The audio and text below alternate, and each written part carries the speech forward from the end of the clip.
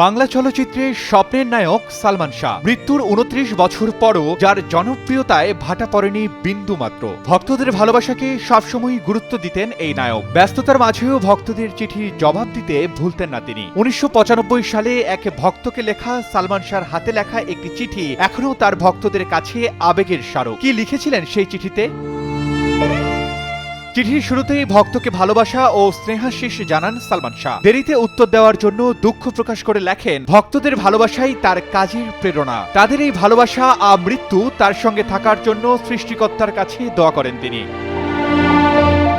চিঠির শেষে ব্যস্ততার কারণে সংক্ষেপে লিখতে হওয়ায় ক্ষমা চান সালমান শাহ। ভবিষ্যতে আবারও চিঠি লেখার আমন্ত্রণ জানান সেই ভক্তকে। নায়কের জীবনের শেষ সময়ের আগেই লেখা এই চিঠিতে ফুটে উঠেছে ভক্তদের প্রতি তার গভীর ভালোবাসা ও কৃতজ্ঞতা। ঢালিউডে মাত্র ৪ বছরের ক্যারিয়ার, অথচ এই অল্প সময়েই দর্শকের হৃদয় স্থায়ী জায়গা করে নিয়েছিলেন সালমান শাহ। শুধু অভিনয় নয়, ভক্তদের প্রতিও ছিল তার আন্তরিকতা। সালমানের বন্ধু ও নৃত্য পরিচালক সাইফুল ইসলামের স্মৃতিচারণে উঠে এসেছে তার মানবিকতার নানান গল্প।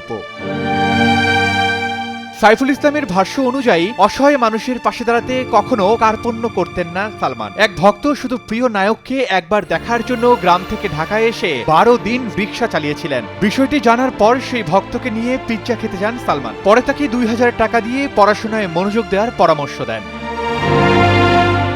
ভক্তদের ভালোবাসার প্রতি সালমান শাহর এই সম্মানই তাকে অন্যদের থেকে আলাদা করে তুলেছিল। ব্যস্ততার মধ্যেও ভক্তদের চিঠির জবাব দিতেন তিনি। সময় পেরিয়েছে ২৯ বছর, কিন্তু ভক্তদের হৃদয়ে এখনো অমলিন স্বপ্নের নায়ক সালমান শাহ।